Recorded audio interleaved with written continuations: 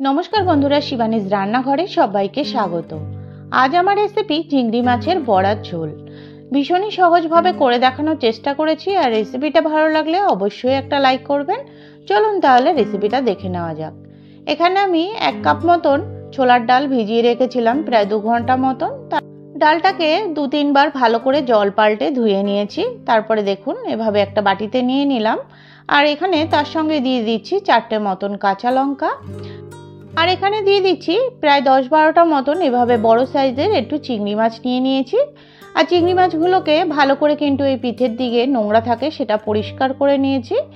এবার সবকিছু আমি এই ডালের সঙ্গে এভাবে মিশিয়ে দিচ্ছি। দেখুন এভাবে করে ডালটাকে একটা মিক্সার জারের মধ্যে আমি চিংড়ি মাছ সহ পেস্ট করে নেব। দেখুন ডালটা সুন্দরভাবে পেস্ট করে নেওয়া হয়ে গেছে। তার মধ্যে এখানে 1 টিস্পুন মতন আমি নুন দিয়ে দিচ্ছি আর 1 টিস্পুন মতন দিয়ে দিচ্ছি হলুদ গুঁড়ো। আর এখানে একটা মিডিয়াম সাইজের পেঁয়াজ এভাবে স্লাইস করে কেটে রেখেছিলাম ওটাও আমি দিয়ে দিলাম। তারপরে এভাবে হাতের সাহায্যে ভালো করে একটু সবকিছু মিশিয়ে নিচ্ছি। দেখুন এভাবে করে মিশিয়ে একটা সাইডে আমি এবার রেখে দেব। দেখুন এটা কিন্তু পুরোপুরি রেডি হয়ে গেছে। এটা আমি একটা সাইডে রেখে দিলাম। আর এবার একটা কড়াই বসিয়ে দিচ্ছি। তার মধ্যে পরিমাণ মতন আমি সরষের তেল দিয়ে দিলাম আর তেলটা এদিকে গরম হতে থাক। আর এই সাইডে দেখুন আমি দুটো মিডিয়াম সাইজের আলু এভাবে ডুমো করে কেটে নিয়েছি। এই আলুগুলো দিয়েই আমি রান্নাটা করব বলে এভাবে করে কেটে নিলাম। তেলটা সুন্দর গরম হয়ে গেছে। এবার আলুগুলো আমি দিয়ে দিচ্ছি।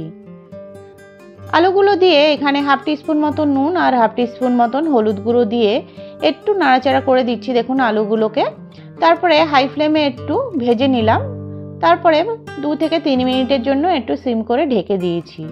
এতে আলুগুলো কিন্তু সুন্দর নরম হয়ে যাবে আর আলুর সুন্দর কালারটাও চলে এসেছে। দেখুন এভাবে করে আলুগুলো কিন্তু খুব সুন্দর ভাজা হয়ে গেছে। দেখুন এবার একটা প্লেটে আমি তুলে নিলাম। এবার ওই একই তেলে যে ডাল আর চিংড়ি মাছটা পেস্ট করে রেখেছিলাম ওই মিশ্রণটা এভাবে ছোট ছোট বড়ার আকারে আমি এভাবে দিয়ে দিচ্ছি। দেখুন এটা আপনারা দেখেই বুঝে যাবেন। এভাবে করে এক ব্যাচে যতটা হয় পরিমাণে ধরে ততটাই আমি দিয়ে দিচ্ছি। কিছুক্ষণ পরে দেখুন একটা খুন্তির সাহায্যে বড়াগুলোকে আরেকটা সাইডে এভাবে একটু উল্টে পাল্টে দিচ্ছি। এভাবে করে বড়াগুলো কিন্তু সব ভেজে নেব। দেখুন এবার বড়াগুলোকে খুব সুন্দর ভাজা হয়ে গেছে। এবার আমি একটা প্লেটে তুলে নিচ্ছি। এবার ওই একই তেলে আমি আরেক ব্যাচ বড়া এভাবে ভাজতে বসিয়ে দিচ্ছি। আমার রেসিপিগুলো যদি আপনাদের ভালো লেগে থাকে প্লিজ চ্যানেলটিকে সাবস্ক্রাইব করার অনুরোধ রইল। আর যারা সাবস্ক্রাইব করে রেখেছেন তাদেরকে অসংখ্য ধন্যবাদ। দেখুন এই ব্যাচের বড়াগুলো খুব সুন্দর ভাজা হয়ে গেছে। এবার এখানে আমি কিছুটা তেল এখানে অ্যাড করছি। তেলটা সুন্দর গরম হয়ে গেছে। এখানে আমি 1/2 টিস্পুন মতন জিরে ফোড়ন দিয়ে দিচ্ছি। জিরেটা সুন্দর ভাজা ভাজা হয়ে গেছে। এবার এখানে একটা মিডিয়াম সাইজের পেঁয়াজ এভাবে স্লাইস করে কেটে নিয়েছি ওই পেঁয়াজটা দিয়ে দিলাম। পেঁয়াজটা দিয়ে এভাবে একটা খুন্তির সাহায্যে একটু নাড়াচাড়া করে দিচ্ছি। পেঁয়াজগুলোকে আমি হালকা একটু ভেজে নেব।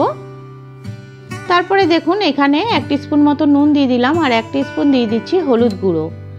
পেঁয়াজগুলোর সঙ্গে হলুদ গুঁড়ো আর নুনটা ভালো করে মিশিয়ে নেওয়ার পরে এখানে একটা মিডিয়াম সাইজের টমেটো এভাবে 4 টুকরো করে কেটে দিয়ে দিয়েছি। তারপরে একটা খুন্তির সাহায্যে একটু নাড়াচাড়া করে এটাকে মিশিয়ে নিলাম। আর এখানে সামান্য একটু জল দিয়ে দিলাম যাতে পেঁয়াজটা পোড়া না লেগে যায়। আর এখানে 1 টেবিল চামচ মতন আদা বাটা দিয়ে দিচ্ছি, 1 টেবিল চামচ মতন কাঁচা লঙ্কা বাটা দিয়ে দিলাম। তারপরে ভালো করে মশলাটাকে একটু কষিয়ে নেব সময় নিয়ে। আর এখানে গুঁড়ো মশলাগুলো আমি অ্যাড করে দিচ্ছি। 1 টেবিল চামচ মতন জিরের গুঁড়ো দিয়ে দিলাম, 1 টেবিল চামচ মতন ধনের গুঁড়ো দিয়ে দিলাম আর 1 টিস্পুন মতন দিয়ে দিচ্ছি কাশ্মীরি রেড চিলি পাউডার। আর এখানে দিচ্ছি 1 টিস্পুন মতন হলুদ গুঁড়ো। ঝালটা আপনাদের পছন্দ মতন কম বেশি দিয়ে নেবেন। তারপরে একটা খুন্তির সাহায্যে এভাবে একটু নাড়াচাড়া করে মিশিয়ে নিলাম আর একটা তেজপাতা এভাবে দিয়ে দিচ্ছি। তারপরে আবার একটু মশলাটাকে ভালো করে একটু নাড়াচাড়া করে দিচ্ছি। দেখুন মশলাটা থেকে সুন্দর তেল ছাড়া শুরু হয়ে গেছে। তারপরে আমি যে আলুগুলো ভেজে রেখেছিলাম এবার ওই আলুগুলো কিন্তু এই মশলার মধ্যেই এখনই দিয়ে দিচ্ছি। তারপরে একটু মশলাটার সঙ্গে আলুটাকে ভালো করে এভাবে মিশিয়ে নিলাম।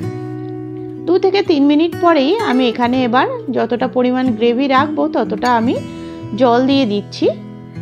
জলটা দিয়ে একটা খুন্তির সাহায্যে এভাবে নাড়াচাড়া করে একটু মিশিয়ে নিলাম। তারপরে 5 থেকে 6 মিনিট পর ঝোলটা কিন্তু খুব সুন্দরভাবে ফুটে উঠেছে। দেখুন,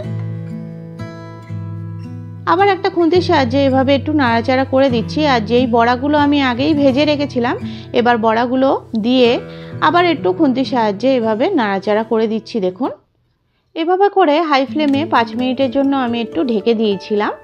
ঢাকা খুলে দেখুন কতটা সুন্দর হয়েছে। এবার আলুটাও দেখছি খুব সুন্দর সেদ্ধ হয়ে গেছে। এবার নামানোর আগে এখানে হাফ টিস্পুন মতন আমি চিনি দিয়ে দিলাম। মিষ্টিটা যদি আপনারা স্কিপ করতে চান তবে করতে পারেন। আপনারা এখানে চাইলে গরম মশলাও ব্যবহার করতে পারেন, তবে আমি ওটা করলাম না। দেখুন, রান্নাটা কিন্তু আমার পুরোপুরি রেডি হয়ে গেছে। এভাবে করে অবশ্যই একবার দেখবেন বন্ধুরা। রেসিপিটা যদি ভালো লেগে থাকে প্লিজ একটা লাইক করবেন। আজ তবে এটুকুই।